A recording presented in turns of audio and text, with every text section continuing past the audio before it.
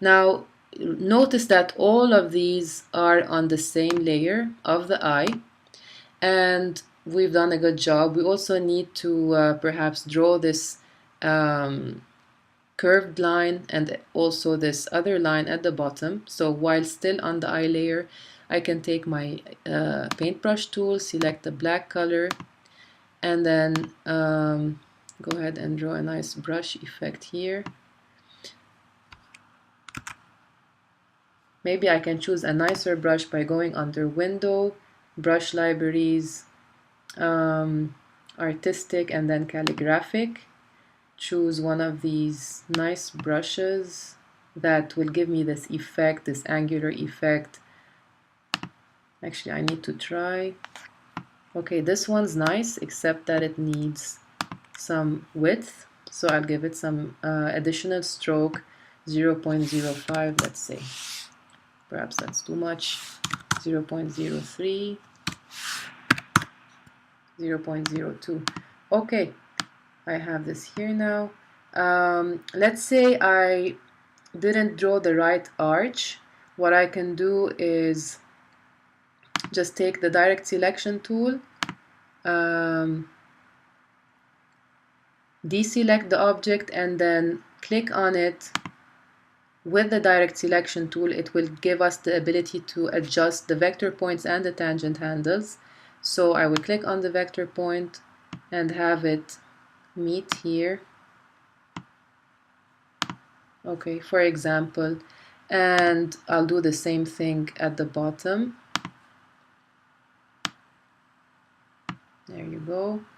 And then let me see what happened. I have two more objects added and I need to give them names. So I'll give this one line 1 and then line 2, just to be organized. And that's it for my right eye.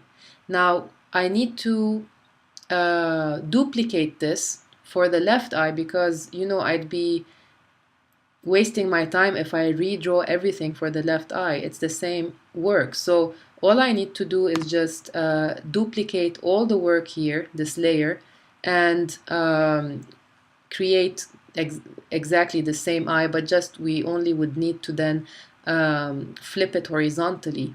Okay, so the way to do that is just to take the layer of the eye and drag it down to the layer icon, and you will see that there will be a plus sign next to that layer, and then release, and then it says eye copy. So the eye layer got copied and its name is eye copy. So at this point I would call my original eye layer eye right, and the one on the left I'm going to call eye left.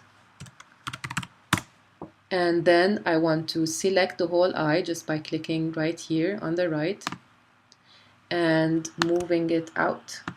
Okay, obviously it looks odd, it needs to flip. And I'll flip it by going to the reflect tool, which exists under the rotate tool. We've so far covered the rotate tool and the scale tool, but we haven't covered the reflect tool.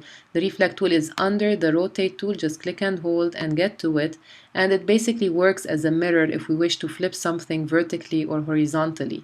Now with the eye selected, let me hit enter and this dialog box appears. What I need to choose in this case is just vertical, because I'm flipping this vertically, and then for the angle I need to say 90 degrees.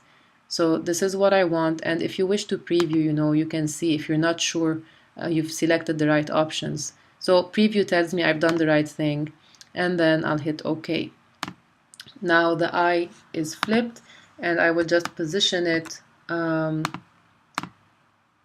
Let me select the left eye by clicking here. I will just position it using my judgment where it's a good idea.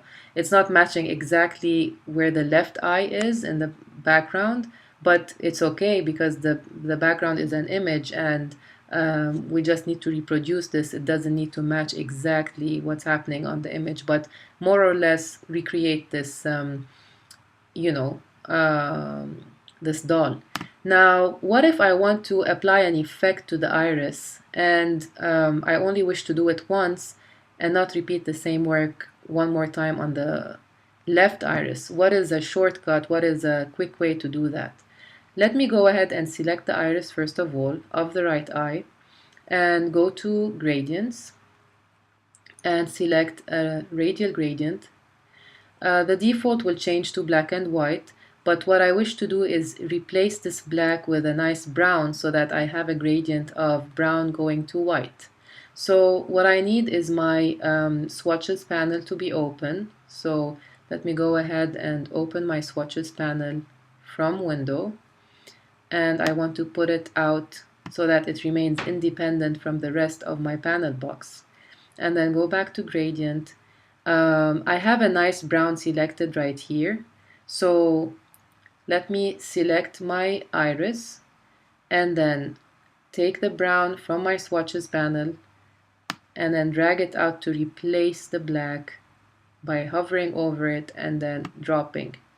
So now it's a gradient of white to brown instead of white to black. Now maybe I wish to add some more white around the pupil. I can take this rhombus and drag it a bit out. Actually, this did the opposite. I should have gone the other way. There you go. This is the effect that I want. If I wish to play with this brown, maybe I don't like it, just make sure you click on the brown color on the gradient slider and then go to your color palette, open your options, and maybe change the value of the brown by playing with the cyan magenta. So this is a nice effect. And then you see now this is much more interesting than what I have here. So I want to apply what I did here on this, boring, if you will, iris. So to do that, I will go back to my layers panel and just make sure I have both layers open, the left eye and the right eye. And what I want to do is a new thing that I haven't mentioned earlier. You see this little circle next to the iris. This little circle, it says click to target, drag to move appearance, which means whatever appearance is on this iris, I can apply somewhere else. So just by clicking on this little circle and dragging it all the way up to the iris of the left eye, you will see that that circle became shaded and then drop. So that effect got implemented on the other iris. So what I did is just click on this little circle, hold the circle and then drag it, drop it on the circle of the other object that I wish to color with the same brown and white gradients. Okay, the last thing I want to show you with regards to layers and gradients in this case is a small work on this cheek, and then I'll basically introduce the assignment and give you some hints. So to work on the cheek, I want to create a new layer, call it cheek, and then I will go ahead and take the ellipse tool and draw a circle like this. And I realize again that the existing colors here are brown and white, which I need to replace with this nice pink color and then the beige around it. So same thing, I need to use my gradient panel to replace these colors. Now let me go to my gradient panel, and I've already selected my colors, but let me tell you how I did that. If I click outside, I took the eyedropper tool and I hovered over this beige area. I clicked on it, I selected the color, and then I dragged the color from my toolbox and dropped it into swatches. And same thing for this pink area. I click on it, I drag the color from my toolbox into my swatches panel. So then when I select my cheek, this redness of the cheek, I can now replace these colors. So where you see this brown, I want it replaced with the beige. So I'm going to take the beige, drag it up, and replace the brown with the beige. And then I want to replace the white with the pink. So I'll take the pink, drag it, and replace the white with that. And that's wonderful. Now, the reason I have the beige around the pink is because I want this cheek effect to blend with the whole face. And I haven't created yet the whole face, but I'm going to do that right now. Create a new layer, call it face, and place it under cheek. Actually, I will prefer to place the eye right also above, oops, above, just drag it and place it under the eye left. And on this face layer, I will again use the eyedropper tool to select my beige, and then draw like a full circle and position it somewhere here. And you start seeing how, you know, exciting this is, because it's really pretty and we've done nice things with the eyes already. And the cheek, since it has pink in the center and beige around, the beige blends with the color of the face, and it doesn't look odd. It doesn't look like a red spot all of a sudden.